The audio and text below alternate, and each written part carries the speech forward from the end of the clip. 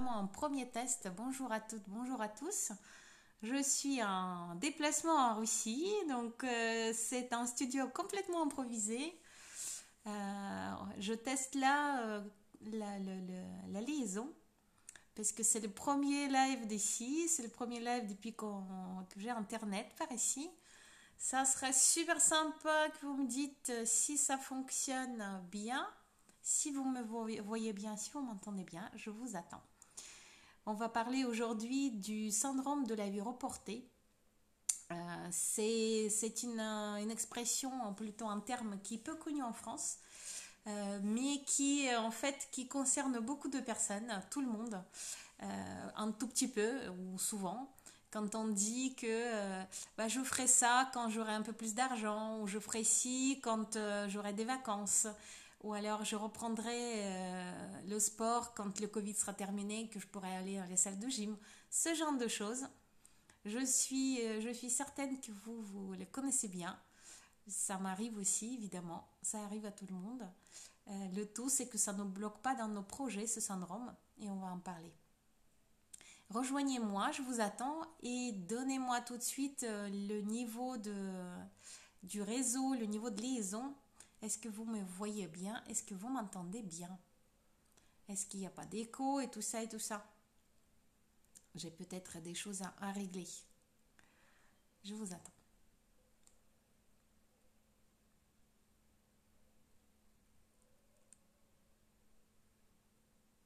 Aujourd'hui ici, c'est une très très grande fête parce que la fête de la victoire, c'est le 9 mai.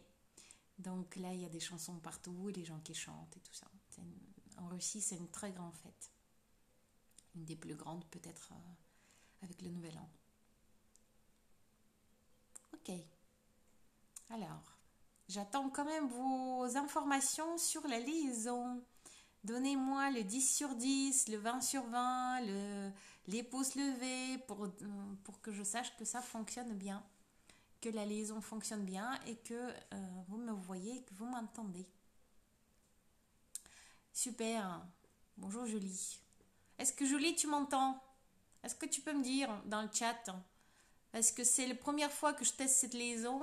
Je suis en Russie actuellement et je ne suis pas du tout certaine que ça fonctionne.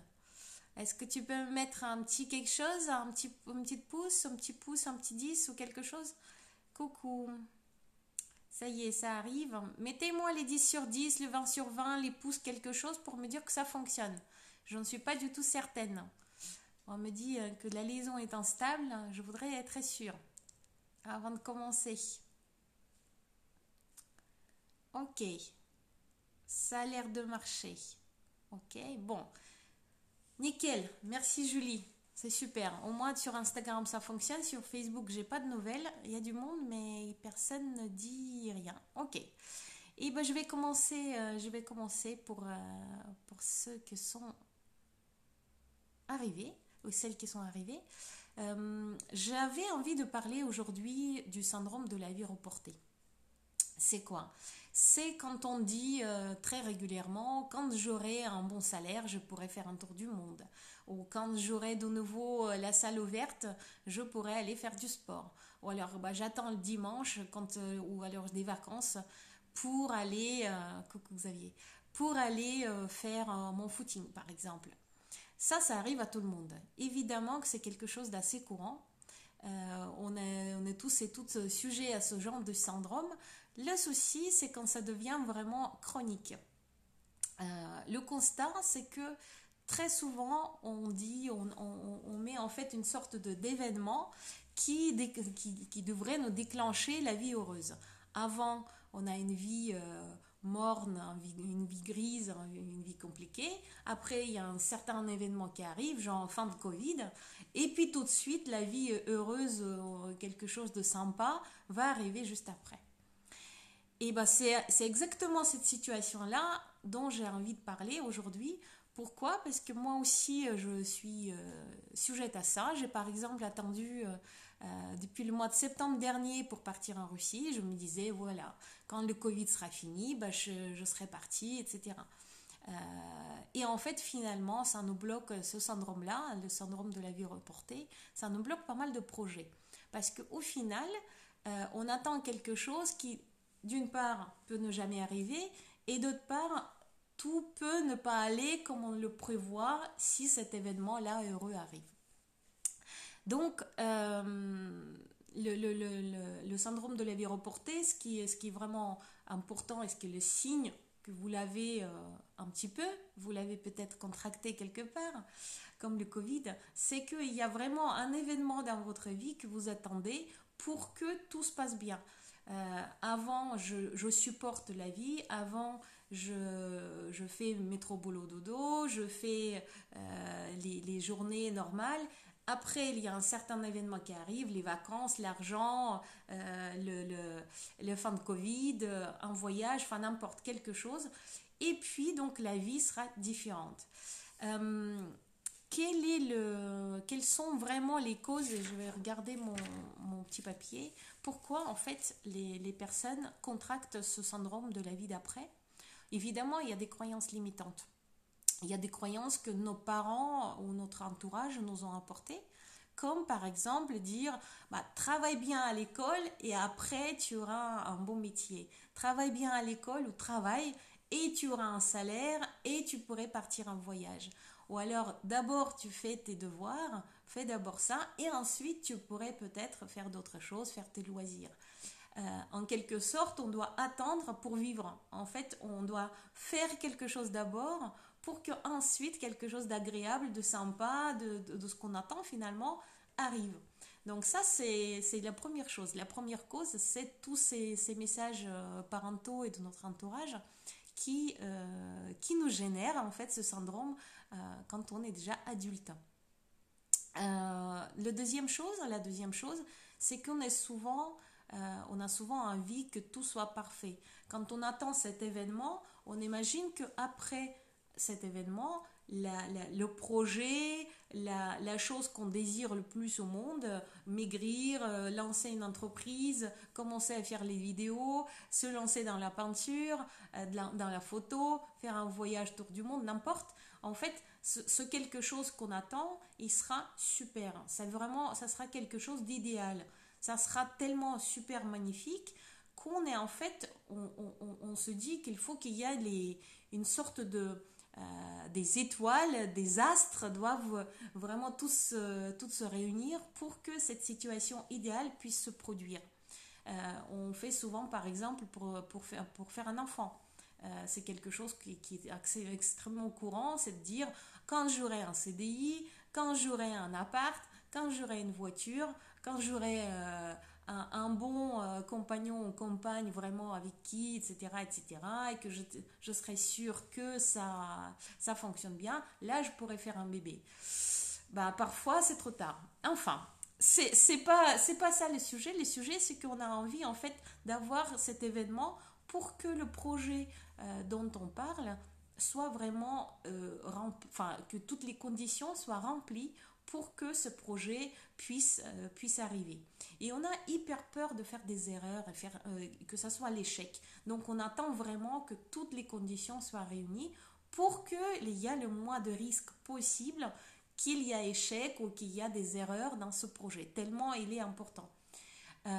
Troisième cause de ce syndrome, d'arrivée de ce syndrome, c'est qu'en fait, il y a une sorte de compréhension, de ressenti de l'écart entre ce que vous vivez aujourd'hui, ce qu'on vit aujourd'hui, comment on est aujourd'hui et ce qu'il faut qu'on soit demain pour pouvoir réaliser ce projet, quel qu'il soit.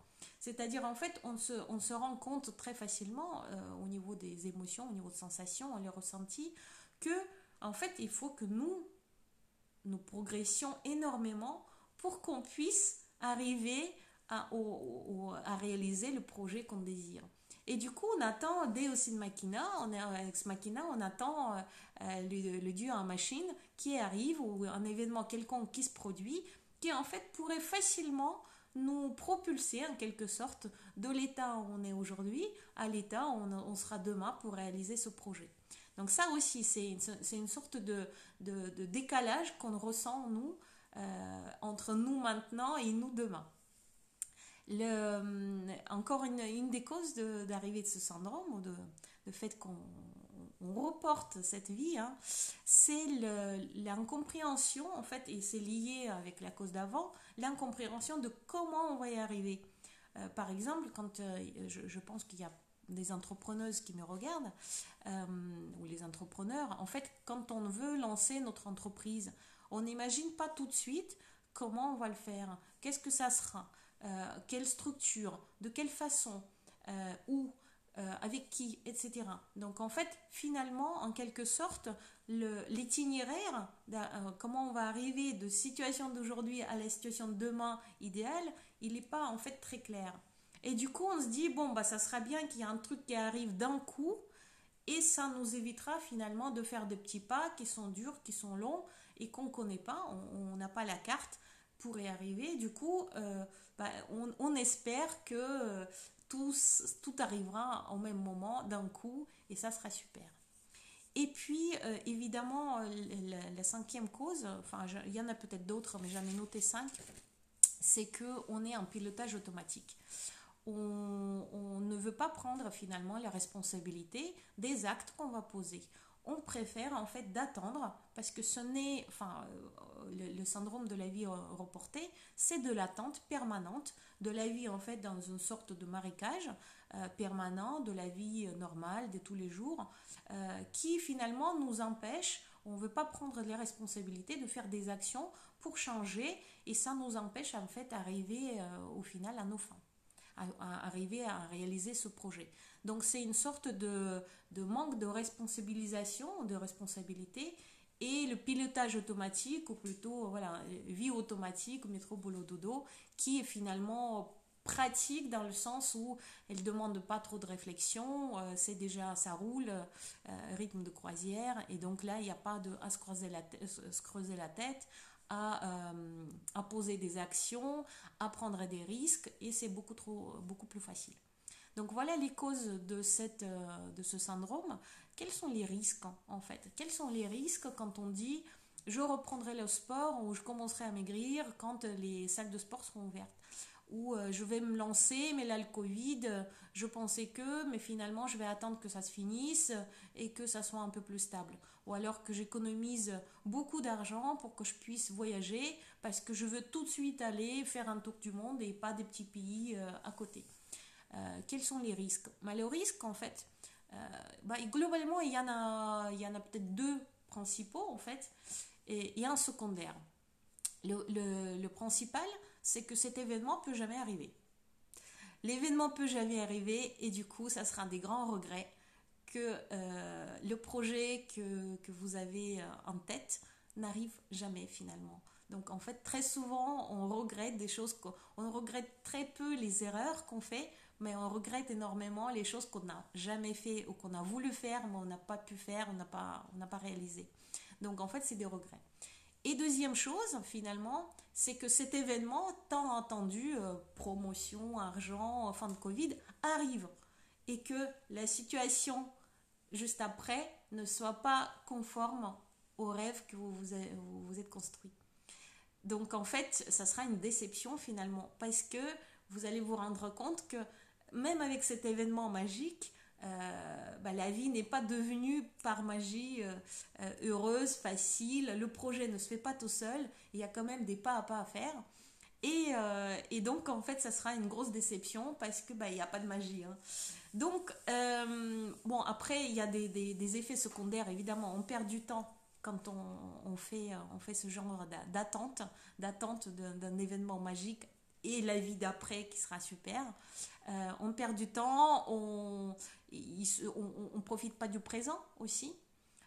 On attend quelque chose, on dit je vais patienter, je vais m'accommoder à ma vie de maintenant, de tous les jours, pour que ensuite en fait ça me donne une sorte de billet de loterie pour la vie d'après. Donc voilà les causes et voilà les conséquences de ce syndrome de la vie reportée. Moi, en France, je ne suis pas sûre qu'il y ait un terme pour ça. On en parle dans des termes genre attendre le bon moment pour agir, dans ces termes-là. En Russie, il existe le terme, c'est le terme de la vie reportée, c'est-à-dire en fait il y a une sorte de report de vie à plus tard. C'est cette idée-là en fait dont je voulais vous parler. Qu'est-ce que vous en dites? Ceux qui me voient, est-ce que c'est quelque chose qui est courant chez vous? Est-ce que c'est quelque chose que vous remarquez chez les autres peut-être? Est-ce que c'est une bataille de tous les jours? J'en sais rien. J'attends vos réactions parce que là je suis un peu toute seule et je n'ai pas du tout envie de discuter toute seule avec moi-même. Donc j'attends vos réactions. Si vous avez envie de réagir là-dessus, est-ce que c'est quelque chose que vous connaissez? Est-ce que c'est quelque chose qui est courant pour vous? Est-ce que vous avez déjà remarqué peut-être des effets secondaires de ce genre de comportement? Justement, les regrets ou peut-être les regrets ou les déceptions. Hein, Xavier, ça te parle. D'accord. Ça me parle aussi.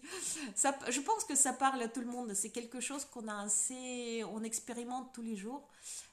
Parce que c'est pas évident tout de suite de se lancer dans quelque chose. On espère, on croit tous au Père Noël en fait.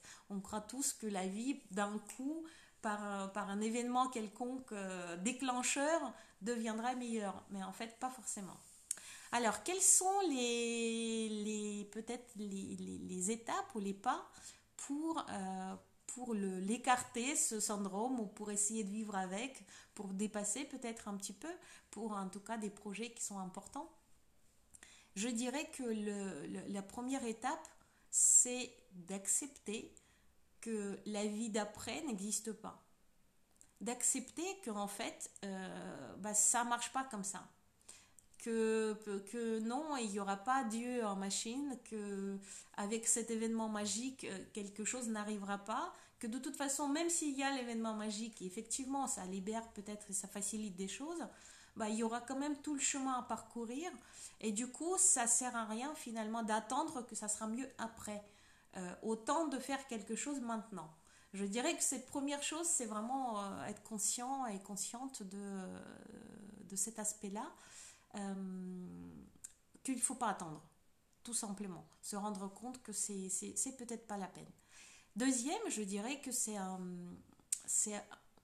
construire une vision déjà de ce qu'on a vraiment envie de faire. Construire une vision de qu'est-ce que je veux vraiment. C'est encore une fois le même mot, c'est vraiment le mot à se poser, enfin les questions à se poser. Qu'est-ce que je veux vraiment?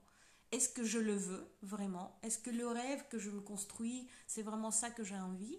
De quelle façon j'ai envie que ça se fasse? De quelle façon, quelle forme ça peut prendre? Et puis, évidemment, poser les objectifs. Je sais que Xavier, ça te parle. Donc, avoir un objectif, évidemment, très concret. Alors, Julie me dit, j'ai tendance à me limiter au travail et ne pas me lâcher sur des projets personnels quand j'ai peur qu'il empiète sur ma réussite au travail. Qu'est-ce que pour toi est la réussite au travail? À quoi elle te sert, Julie, la réussite au travail? Est-ce que c'est travail pour travail ou est-ce que c'est travail pour la vie d'après? C'est-à-dire travailler pour peut-être avoir un poste, un salaire, une situation qui ensuite t'apportera du bonheur. Ou est-ce que tu trouves vraiment le bonheur dans le travail? Dans ce cas, c'est pas tout à fait la même chose. Parce que moi, par exemple, là aujourd'hui, je travaille. C'est dimanche, je suis au bord de mer et je travaille. Mais je kiffe. Donc en fait, ce n'est pas que je travaille pour quelque chose d'après, je travaille pour maintenant, en quelque sorte. Donc ça, c'est vraiment une question que je te posais, Julie. Quand tu veux pas te lâcher pour des projets personnels, quel est le vrai, qu'est-ce que tu as vraiment envie en fait finalement? Est-ce que tu as envie que ta carrière se fasse, peut-être progresse, ou alors est-ce que réellement ça empiète sur tes projets personnels qui sont peut-être plus importants? En fait, c'est à poser pour toi, qu'est-ce qui est plus important? Il n'y a pas de bonne ou mauvaise réponse, la réponse elle est à toi finalement. Et du coup, donc, bah justement, c'est bien que tu me dises, tu me parles de ça, parce que je dirais que la troisième, donc on a dit première étape, accepter qu'il n'y a pas de vie après, que finalement la vie d'après ne sera pas mieux. Deuxième, avoir une vision de ce qu'on a vraiment envie, réellement, et poser un objectif concret, peut-être un mini-objectif qui nous rapprochera de vrais gros projets. Ça, c'est le deuxième. Et troisième, c'est justement poser des risques et les bénéfices de la situation d'aujourd'hui. Pourquoi on la garde? Pourquoi aujourd'hui on ne veut pas faire un pas pour aller dans la vie d'après? Pourquoi on n'avance pas justement, par exemple pour toi Julie, c'est intéressant de se poser la question pourquoi tu as peur que les projets personnels empiètent sur le travail. Quels sont les risques? Quels sont les bénéfices que peut-être il empiète? Est-ce que tu gagneras plus à développer tes projets personnels ou ton travail? Alors, c'est le travail pour la vie d'après, mais je ne suis pas certaine encore de ce que je vais faire plus tard étant étudiante. Super! La seule chose que je pense que tu dois savoir, c'est que on peut voir plusieurs vies aussi. C'est-à-dire, peut-être qu'aujourd'hui, tu fais ça pour un temps, et ensuite, tu peux tout à fait changer de carrière, changer de vie, tourner totalement. Quand je te dis que, par exemple, moi, j'étais prof d'histoire de la littérature dans mon ancienne vie, marketeuse et plein d'autres choses, on peut vraiment changer de vie et ça n'empêche, en fait. Il n'y a pas aujourd'hui de vie tracée, en quelque sorte. Ça n'existe plus, en fait. Avant, nos parents, effectivement, ils vivaient un peu comme ça. C'est-à-dire, ils avaient d'abord école, bac, université, institut, enfin en tout cas les études ou pas, travail, je progresse dans ma carrière, je travaille dans la même entreprise, je fais 30 ans, 40 ans dans l'entreprise, ensuite j'ai la retraite, les petits-enfants, etc. Enfin, c'était en quelque sorte linéaire. Aujourd'hui, c'est beaucoup moins linéaire. Donc, en fait, on n'est même pas sûr qu'il y aura le travail, qu'il y aura les études, qu'il y aura quoi que ce soit. Enfin, voilà, y a pas ça n'a pas la peine d'attendre. La vie est différente. Et en plus, on peut vraiment changer de carrière. Carrière linéaire, aujourd'hui, ça existe peu. En tout cas, pour les jeunes, je ne sais pas, Julie, quel âge tu as, mais je vois mon fils qui a 17 ans aujourd'hui. Je suis certaine qu'il fera une multitude de carrières. Une multitude de différentes possibilités s'ouvre à lui et peut-être qu'il fera les unes après les autres, peut-être en même temps, enfin c'est totalement encore différent. En tout cas, ce qui est sûr, c'est que c'est intéressant de peser aujourd'hui quels sont les risques et les bénéfices de la situation d'aujourd'hui et de la situation qu'on espère qui arrive. Enfin, le surprise, la bonne surprise à la fin. C'est-à-dire à savoir pourquoi on garde les situations aujourd'hui, pourquoi on attend cet événement magique, pourquoi on ne va pas tout de suite dans la vie d'après. Par exemple, je sais que pour beaucoup de futures entrepreneuses, les risques sont énormes de lâcher le boulot salarié et de se lancer dans l'entrepreneuriat. Même malgré la motivation, malgré le fait que c'est kiffant, etc., bah, le salaire, l'argent, la peur de manque, c'est quelque chose qui est énorme. Et donc, le risque de perdre ça et ne pas gagner assez, bah, il est important par rapport aux bénéfices peut-être aujourd'hui que ça peut leur apporter. Qu'est-ce qu'il me dit Laurent? Oui, mini projet juste pour voir qu'on avance. Oui, on y va, on y arrive, on y arrive. J'ai noté des étapes. Alors donc troisième, sous-peser les risques et les bénéfices.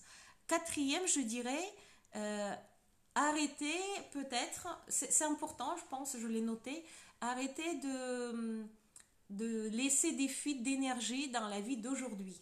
C'est-à-dire, concrètement, il y a peut-être des choses qui prennent beaucoup d'énergie, beaucoup de temps, et on dit, oui, mais j'attends que j'ai du temps. Par exemple, il y a quelque chose que j'entends de mes clientes, c'est quand je serai au chômage, parce que je suis en train de négocier ou essayer de négocier avec mon employeur le départ négocié, etc. Quand je serai au chômage, là j'aurai plus de temps et là je pourrai faire quelque chose, me lancer, etc. Sous-entendant qu'aujourd'hui je n'ai pas le temps. Je n'ai pas le temps pour même me renseigner, je n'ai pas le temps pour réfléchir au projet, etc. Mais il y a peut-être la possibilité de prendre ce temps, justement. Avoir cette énergie, avoir ce temps, parce que le temps, c'est de l'énergie aussi, pour avancer rien qu'un tout petit peu vers la vie d'après. Mais dès maintenant. Donc en fait, l'idée, c'est de colmater les fuites énergétiques des personnes toxiques, peut-être l'employeur qui demande beaucoup trop de travail et qu'on peut peut-être, on peut peut-être ne pas être perfectionniste et le faire juste ce qu'il faut pour le salaire qu'on nous paye. Probablement faire moins de, je ne sais pas moi, moins de cuisine, moins de jardinage, moins d'autres choses. Enfin, chacun son truc. Les choses qui ne sont pas agréables, les choses qui prennent du temps et de l'énergie, mais qui ne nous avancent pas forcément. Voilà. Ce genre de choses, en tout cas, c'est intéressant de se poser la question des fuites d'énergie pour avoir suffisamment d'énergie pour avancer vers la vie d'après, dès maintenant. Ensuite, je dirais l'étape numéro 5 pour moi, c'est faire un plan, une sorte d'itinéraire, une sorte de route pour le cerveau, au moins l'imaginer, pour que le cerveau comprenne que oui, en fait, la vie d'après, elle est possible dès maintenant. C'est pas la peine d'attendre l'événement magique. La vie d'après peut finalement commencer dès maintenant un tout petit peu. Il suffit pour le cerveau de savoir que oui, c'est réaliste. S'il y a un plan, s'il y a un itinéraire, c'est que finalement, la vie d'après est possible dès maintenant. Même si cet itinéraire, même si ce plan d'action n'est pas juste, hein, c'est pas grave. Pour le cerveau, pour notre cerveau, c'est déjà un signal comme quoi il y a quelque chose de réalisable qui peut, enfin, quelque chose de réalisable qui peut être enclenché dès maintenant, finalement. Voilà, voilà. Et qu'est-ce que j'ai noté? Oula, j'ai encore noté finalement plus. Bon, les 6e étapes, c'est profiter du joli chemin. Ça, c'est en fait le gros problème du syndrome de la vie d'après ou le syndrome de la vie reportée, c'est que aujourd'hui, on ne profite pas du moment présent du tout. C'est-à-dire, on dit, je patiente, je vis comme je peux. C'est ok, mais c'est pas génial. Parce que finalement, la vie heureuse, elle est demain. Mais on n'est pas sûr qu'elle arrive, on n'est pas sûr qu'elle sera heureuse, on est sûr de rien en fait. Et du coup, ça vaut le coup peut-être de regarder autour de soi et se dire peut-être que dans ma vie d'aujourd'hui, déjà maintenant, il y a des choses qui A peuvent me rapprocher de mon rêve ou de ma vision et B qui peuvent être agréables. Je peux peut-être injecter des petites parties de plaisir, par exemple Julie pour le travail éventuellement. Il y a peut-être des choses que tu aimes beaucoup dans ton travail, peut-être en faisant un peu plus de ce genre de choses au travail, en levant un petit peu le pied parce que si tu mets beaucoup d'efforts au travail et que ça empiète, enfin que tu as peur que tes projets personnels empiètent sur le travail, mais du coup tu les mets de côté, si je comprends bien, peut-être qu'un tout petit peu de plaisir, même dans le travail, ou un tout petit peu de projet personnel, rien qu'un tout petit peu, mais juste pour que la vie de maintenant soit agréable. Parce que, en fait, le 9 mai, par exemple, 2021, il n'y en aura plus. Il n'y en a qu'un. Donc demain, ce sera un autre jour. Et les plaisirs ou le bonheur qu'on a aujourd'hui, il ne se reproduira plus jamais, finalement. Cette journée-là, il sera fini. Donc, profiter du joli chemin, j'appelle ça comme ça, du quotidien et injecter des plaisirs comme une promenade, comme un thé avec un copain, appeler sa maman, jouer avec un chien, planter un rosier, enfin je parle de moi, hein. Mais chacun a ses petits bonheurs qu'il peut injecter dans le quotidien et ça a de l'importance. Et puis évidemment, puisque je suis coach, il y a une chose à faire, c'est dès maintenant enclencher rien qu'une petite action minuscule qui pourrait peut-être s'inscrire dans cet itinéraire vers la vie heureuse d'après.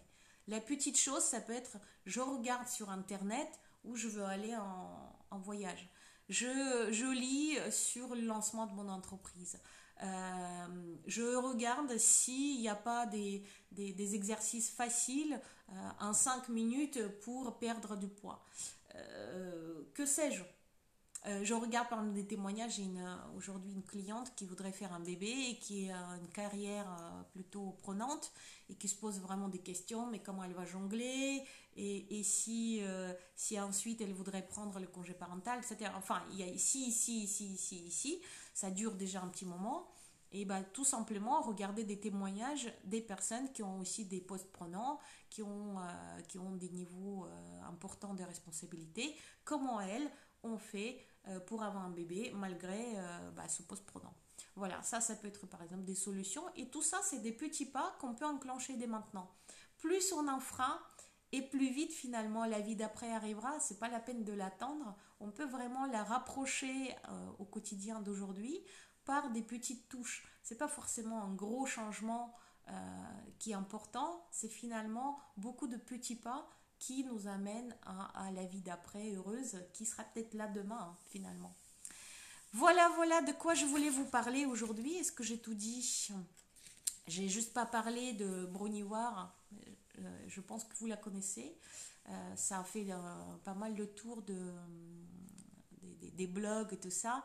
Elle a écrit un super livre. C'est une infirmière australienne qui a écrit un super livre et dans lequel ce qui se dit tout le temps partout, c'est qu'avant de mourir, les personnes qui sont sur leur lit de mort, ils ont globalement 5 gros regrets. 5 gros regrets, elle les a catégorisés parce qu'elle a suivi en fait des personnes en fin de vie pendant un certain nombre d'années et elle a noté en fait des témoignages. Et les 5 gros regrets, le premier regret c'est ne pas avoir réalisé ses rêves, avoir trop écouté les autres personnes autour au lieu de réaliser ses propres rêves. Ça, c'est le premier regret, il arrive vraiment en première position. Donc là, quand on parle de syndrome de la vie d'après, c'est justement les regrets dont je vous ai parlé, ça en fait partie. Deuxième, c'est pour Julie peut-être, c'est travailler trop, ne pas avoir suffisamment de temps libre pour faire d'autres choses. Donc vraiment, travailler trop, c'est le deuxième regret. J'ai trop travaillé dans ma vie en fait. Troisième, c'est ne pas avoir suffisamment exprimé ses émotions.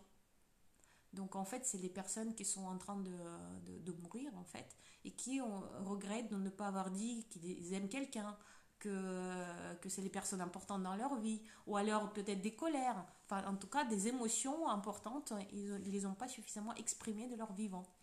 Le quatrième regret qu'elle a constaté, c'est ne pas avoir passé suffisamment de temps avec les amis ou avoir perdu des liens avec les amis de longue date. Et le cinquième, c'est ne pas avoir apprécié le bonheur qui était présent dans leur vie du quotidien. Donc finalement, vous voyez, c'est le syndrome de la vie d'après nous amène tout droit à ces regrets-là. Donc si on peut aujourd'hui ne pas s'y soumettre et essayer de vivre au jour d'aujourd'hui et de faire des petits pas dès maintenant pour approcher la vie d'après, dès maintenant, c'est peut-être un meilleur choix. Voilà ce que j'avais envie de vous dire. Alors Julie, oui, ce sujet tombe bien. J'ai pris conscience ce week-end que je devais aussi m'accorder du temps. Justement, j'ai été me promener. Super. Ben voilà, se promener. D'ailleurs, la nature, c'est quelque chose qui nous donne aussi beaucoup d'énergie. Donc, ça peut te donner aussi des idées. Enfin, il y a beaucoup de choses que la nature nous donne. Donc, c'est un super choix. Et bravo, Julie. La conscience, c'est le première étape. Donc, déjà, comprendre que, voilà, c'est pas la peine d'attendre. Si tu travailles trop, peut-être que ça vaut le coup de lever un peu le pied et de vivre en fait tout simplement. Super. Alors Xavier, merci, c'est vraiment inspirant, super. Je suis contente si ça te donne certainement pas des informations, mais voilà, un peu d'énergie peut-être. Ok, est-ce que vous avez d'autres remarques? Moi j'ai fini en fait mon sujet, ce que je voulais vous dire. J'avais envie de dire ça parce que j'ai pris aussi conscience en fait que moi j'attendais, et là je me suis lancée et je suis contente. Je teste mon projet de digital nomade. C'est-à-dire en fait moi j'ai vraiment un projet de vie, vivre à moitié de l'année en Russie, en Crimée, au bord de mer, là où je suis aujourd'hui. 6 mois en France et 6 mois ici. Et je me disais, bon, bah, quand mes enfants seront grands, quand j'aurai plus de clients, que je puisse vraiment tout mener facilement, quand j'aurai Internet, quand j'aurai tout un tas de choses, quand le Covid sera fini. Enfin voilà, je me disais aussi tout ça. Et finalement, j'ai décidé ça en me disant, bah, je vais tenter le coup, je vais essayer de ce que c'est, d'être finalement, de travailler de l'étranger, de travailler, de faire la même chose que je faisais en France ailleurs. Internet, bah, en une journée finalement c'était fait. Aujourd'hui j'ai acheté tout le matos pour pouvoir faire par exemple ce live, c'est mon premier live d'ici. Et je vais voir comment les coachings peuvent s'installer, comment je peux faire ça plus facilement, enfin en tout cas faire des petites actions. J'y reste qu'un mois, mais ça me permet déjà de voir quelles sont les problématiques qui peuvent arriver si je m'installe ici pour une moitié de l'année. Enfin voilà, c'est pour ne pas attendre justement un événement quelconque, que les enfants grandissent, que je teste cette aventure et j'avais envie de vous parler de tout ça. Est-ce que vous avez peut-être des questions, des remarques? Est-ce que je suis dans l'heure? Oui, super, génial. Je suis super rapide aujourd'hui. J'étais peut-être inspirée par mes promenades dans le parc. C'est c'est bien. Je ne suis pas longue. Je ne vous ai pas retenu longtemps. Top. Si vous avez des remarques, des questions, peut-être des visions, il y a peut-être d'autres étapes que moi, en fait, ce que j'ai noté là, évidemment, c'est ma vision. C'est pas quelqu'un qui, enfin voilà, c'est une vision que j'ai construite aujourd'hui pour ce live là. Merci Julie, merci beaucoup, une bonne dose d'énergie pour la semaine. Je te remercie, écoute, c'est super que tu arrives, c'est peut-être ça tombe au bon moment pour toi, top. N'hésite pas à revenir, je fais maintenant que j'ai internet et ça fonctionne, je fais donc les lives tous les dimanches à 18h heure française, sur Facebook et Instagram, sur tout un tas de sujets. Mes clients sont la plupart des entrepreneuses, en tout cas beaucoup de femmes. Mais voilà, aujourd'hui j'ai des hommes, j'ai des étudiants, donc les sujets sont souvent utiles pour tout le monde. Donc n'hésite pas à revenir avec plaisir. Merci pour ce contenu de qualité. Merci Xavier. Bon, je vous souhaite à tous et à toutes un très bon fin de dimanche, un très bon fin de week-end. Profitez de vos familles. Il fait peut-être beau chez vous, chez moi il fait beau. Je vais peut-être encore sortir. Je vous fais des gros bisous. Par ici, par ici. Et ciao. Un week-end prochain, dimanche prochain, 18h. Salut à tous.